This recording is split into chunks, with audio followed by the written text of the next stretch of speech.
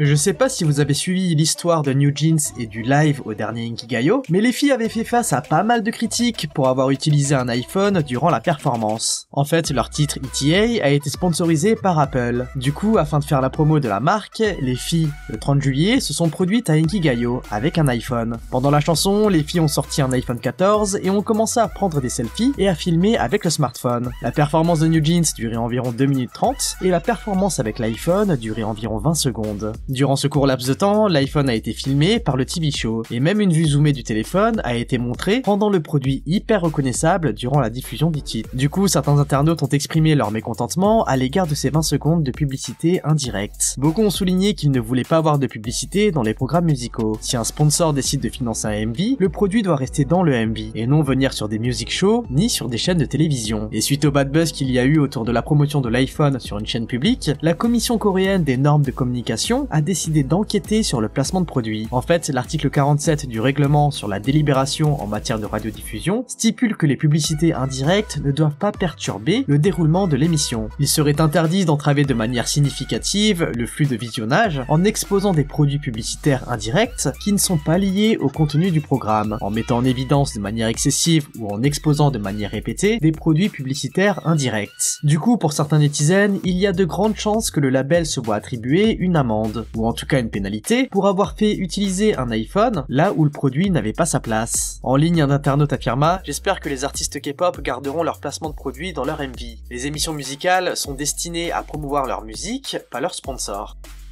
De l'autre côté, cette semaine, l'attention s'est portée sur les membres de Blackpink. Le 8 août signa le 7e anniversaire du band et également la fin de contrat avec le label. Et beaucoup d'internautes, ainsi que d'acteurs de l'industrie, se demandent si les filles vont rester avec leur agence coréenne ou changer de label. Mais les Blinks ont bon espoir concernant un renouvellement de contrat, d'autant plus avec la dernière info concernant Jennie. En fait, il y a de cela quelques jours, il a été découvert que la chanson inédite de Jennie, You and Me, qu'elle a interprétée lors de la tournée mondiale Born Pink, a été licencié par l'American Society of Composers, Authors et Publishers. L'organisme est connu pour octroyer des licences de droits d'exécution publique, d'œuvres musicales à des salles, des diffuseurs et des services de streaming numérique. Sur la base de la licence de You and Me, certains internautes ont émis l'hypothèse que Jennie pourrait se préparer à un retour en solo, son premier depuis la sortie de Solo en 2018. D'autres affirment que le comeback solo de Jennie serait un indice en plus qui confirmerait un renouvellement du contrat de Blackpink avec YG. Les amis, je vous interromps quelques secondes juste pour m'assurer que vous vous soyez bien abonnés. Ça vous prend un clic et nous, ça nous motive énormément dans notre travail. Et si vous êtes déjà abonné, n'hésitez pas à mettre un like à la vidéo. En parlant de contrat, les choses semblent être compliquées entre 50/50 et son label. Le 9 août, les représentants du groupe et d'Attract ont comparu lors d'une médiation au tribunal de Séoul. Ce jour-là, les mères des membres Saena et Haran ont comparu aux côtés de leurs représentants légaux, tandis que les membres de la direction d'Attract ont également comparu aux côtés de leurs représentants légaux. La médiation a duré environ 2 heures, mais les deux parties n'ont pas réussi à trouver un accord satisfaisant. Le tribunal arbitral a recommandé que des discussions supplémentaires aient lieu entre les parties, et ce jusqu'au 16 août. À l'heure actuelle, la partie d'Attract maintient toujours la position suivante qui dit, je cite, « Tout problème concernant les paiements et les soldes peut être résolu par le dialogue, une fois que les membres reviendront dans l'entreprise. Tant qu'elles sont disposées à réintégrer la société, nous avons l'intention de prendre toutes les mesures nécessaires pour que l'image et le statut de 50/50 reviennent à la normale, avec un soutien et des ressources à part entière. » De l'autre côté, le camp de 50/50 continue à affirmer qu'Attract n'a pas rempli ses obligations contractuelles en tant que label de management, en refusant de fournir un compte-rendu clair des paiements et des soldes, en ne soutenant pas les activités du groupe et en ne prenant pas soin de la santé des artistes. Une situation qui risque d'être bloquée durant un moment encore.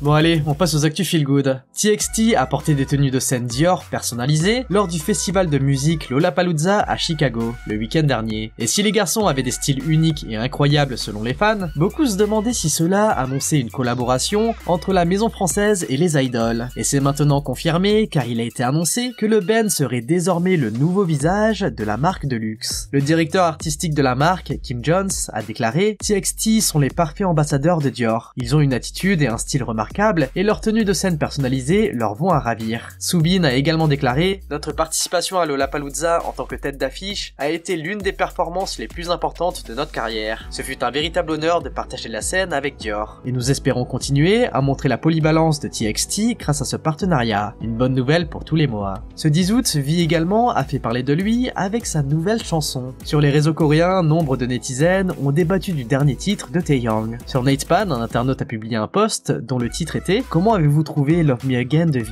C'est une chanson complètement différente de celui de V en tant que membre de BTS. Je suis curieux de voir ce que les autres en pensent. Les internautes ont commenté « Mettez vos écouteurs, sa voix et la musique sont si bonnes, l'atmosphère du clip est vraiment unique. » Plus largement, tout le monde était d'accord pour dire que le membre de BTS avait vraiment réussi à produire une chanson à la hauteur du band et de lui-même. Le lendemain, c'est les Dive qui furent ravis avec la nouvelle concernant les filles. Le 11 août, Starship Entertainment a annoncé la première tournée mondiale Dive, Show What I Have, avec un concert de 2 jours à Séoul le 7 et 8 octobre. Le deuxième jour du concert sera également retransmis en direct en ligne via Beyond Live pour les fans du monde entier. Apparemment, IVE fera son comeback en octobre et entamera sa première tournée mondiale. Les fans qui assisteront au concert à Séoul auront peut-être la chance de voir IVE interpréter le titre de leur retour sur scène avant tout le monde.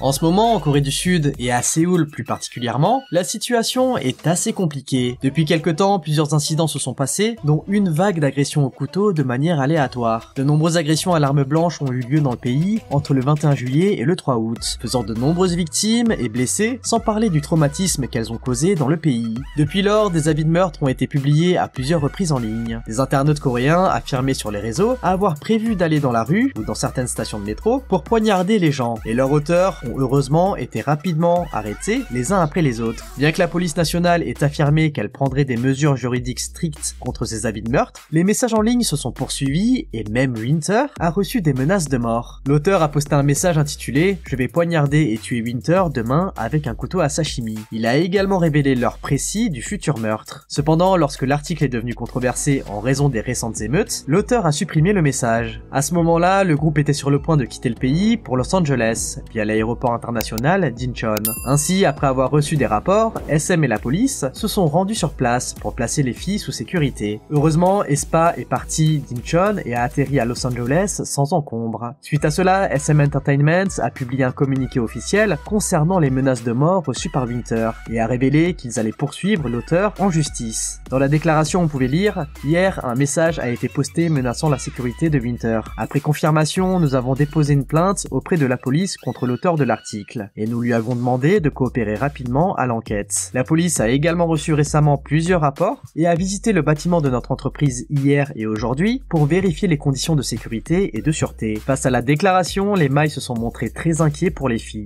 Et en ligne, on pouvait lire « S'il vous plaît, attrapez Sue. S'il vous plaît, punissez-le sévèrement et veuillez à ce qu'il n'y ait plus d'autres cas de menaces de mort. » Les amis, avant de passer à la suite, on voulait juste vous rappeler qu'on a sorti la vidéo Comment a été créé Twice. La vidéo retrace les prédébuts de chaque membre jusqu'à leur intégration au line-up final de Twice. On a mis beaucoup d'efforts sur cette vidéo et elle vous plaira à coup sûr. On vous met le lien en description pour ceux que ça intéresse. Allez, on passe à la suite. De l'autre côté, ce sont d'autres rumeurs concernant Lisa qui ont inondé les forums en ligne cette semaine. Il y a quelque temps de cela, la maknae de Blackpink a été mêlée à des rumeurs de rendez-vous amoureux avec Frédéric Arnault, le fils de Bernard Arnault, le PDG de LVMH. Les rumeurs ont commencé le mois dernier lorsque Lisa a été vue avec Frédéric à plusieurs reprises. Au cours de cette période, Lisa a surtout été spotée dans un restaurant à Paris, avec une personne que l'on suppose être Frédéric Arnault. Du coup, beaucoup ont pensé que c'était un rendez-vous amoureux entre les deux. Et ce 9 août, les rumeurs ont refait surface après que Lisa ait posté des photos de son voyage en Grèce sur Instagram. Sur les photos, on voit Lisa en vacances sur l'île de Zakynthos, en Grèce, en train de nager. Cependant, certains internautes ont commencé à affirmer que la femme d'Alexandre Arnault avait posté des photos du même endroit il y a quelques jours. Du coup, certains internautes pensent que Lisa, Frédéric Arnault, son frère Alexandre Arnault et sa femme Géraldine Guyot sont allés en Grèce pour un double rendez-vous. Frédéric a également posté récemment des photos de ce qui semble être la Grèce ou le sud de l'Italie. À la suite de cela, de grands débats ont pris place sur les réseaux, certains affirmant qu'on avait la preuve que Lisa serait en couple avec l'héritier de LVMH, mais d'autres affirment que ce n'est pas du tout le même endroit. En fait, la famille Arnault serait à Ézé bord de mer, en France, qui est un endroit qui ressemble beaucoup à la Grèce, et du coup Lisa ne serait pas du tout avec Frédéric Arnault et encore moins en couple.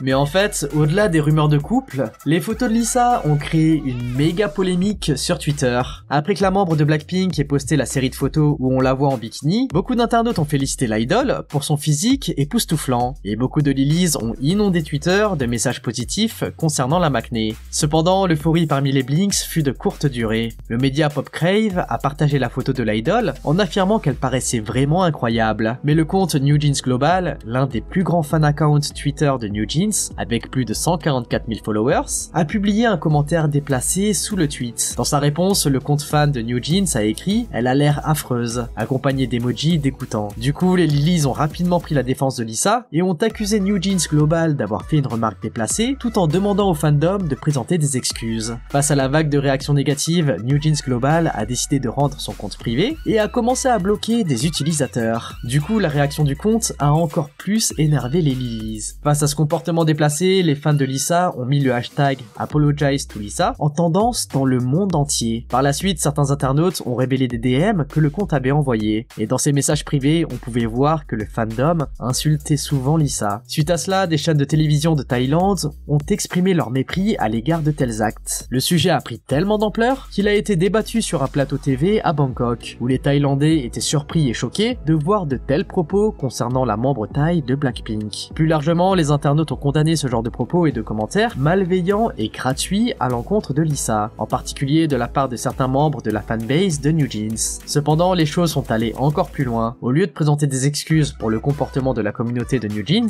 les bunnies ont ciblé la Thaïlande, le pays d'origine de Lisa, avec des commentaires négatifs sur les réseaux. Parmi les commentaires, on pouvait lire des messages racistes ou encore d'autres rabaissant le pays de Lisa. Une véritable guerre a pris place entre les lilies et les bunnies, et même des médias étrangers tels qu'en Philippines ont pris la parole concernant le sujet, qui est devenu une polémique mondiale. Polémique qui oppose deux fandoms majeurs, les bunnies et les lilies. À l'heure actuelle, le compte Twitter New Jeans Global a été supprimé, mais aucun communiqué n'a été fait par les responsables du compte. Bon les amis, on se retrouve mercredi prochain pour une nouvelle actu K-pop. En attendant, lâchez votre like, abonnez-vous et activez la cloche. Allez, on se dit à toutes et bye bye.